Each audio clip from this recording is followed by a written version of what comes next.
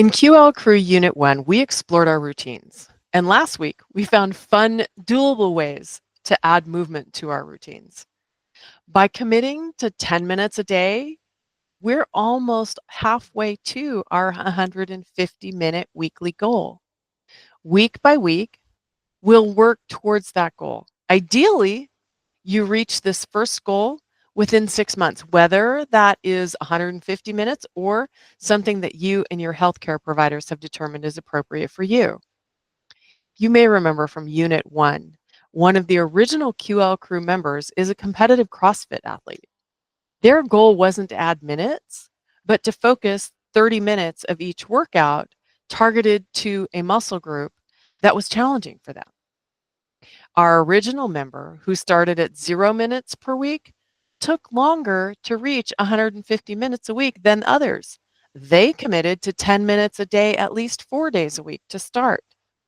You're going to hear me say this a lot. Start where you are and do what you can do.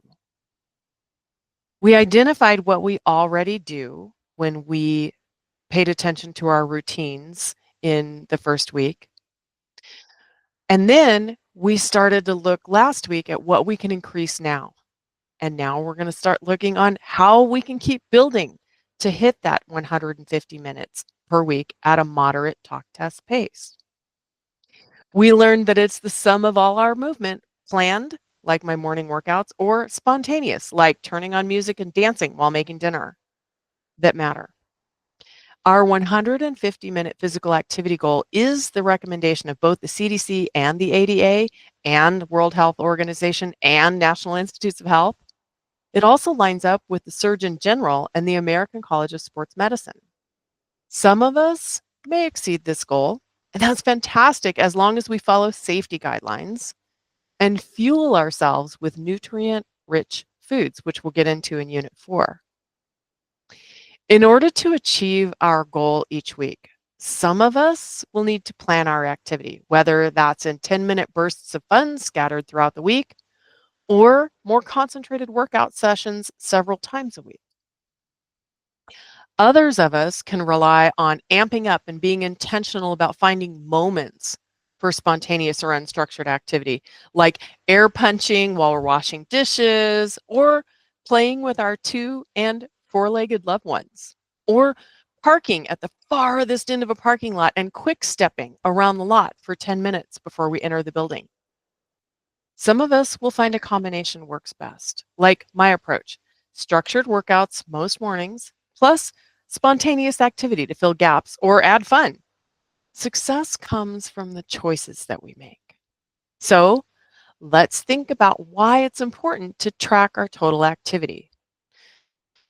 We're going to look at self-monitoring and how that applies to lifestyle change. Tracking our activity helps us stay honest with ourselves. It highlights patterns, identifies obstacles, and builds awareness of our habits so that we can make gradual, sustainable changes. Studies show that self-monitoring is key for behavior change, enabling us to adjust over time. Let's think back to high school. Remember your favorite and least favorite teachers. Chances are your favorites gave you feedback and encouragement and support through challenges. On the flip side, we all had that one teacher who couldn't keep up with grading, leaving us in the dark about how we were doing until the end of the term. If your grade wasn't what you expected, they probably didn't make your favorites lists. To be our own favorite teacher, we need to understand where we excel and where we can improve so that we can give ourselves the feedback and encouragement that we need.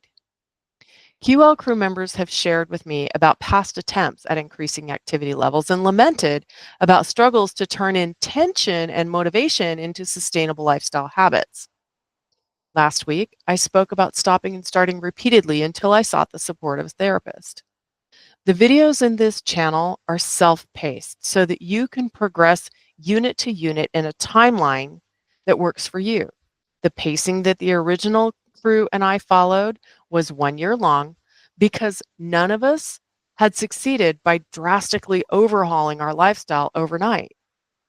Self monitoring helped us make small, manageable changes over time, which we found is sustainable long term. Let me go over the schedule that we followed once again. And again, this is self paced. You do this if this works for you. If it doesn't work, do what does work for you. We did 1 unit a week for the first 16 weeks to lay down solid foundations, one small step at a time. Then 1 unit every 2 weeks for the next 10 weeks. And that creates space to practice, adjust, and start turning efforts into habits. And then we followed that with 1 unit a month for the next 26 weeks. Because by then, it's not about learning more, it's about owning it and holding ourselves accountable, living it day by day, and proving to ourselves that it can last.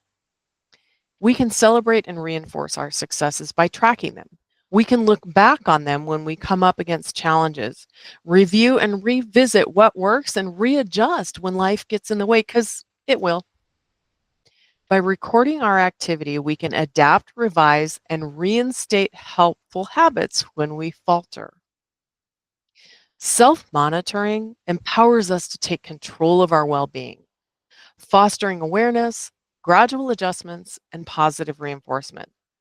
Next up, we'll explore different ways to track our activity.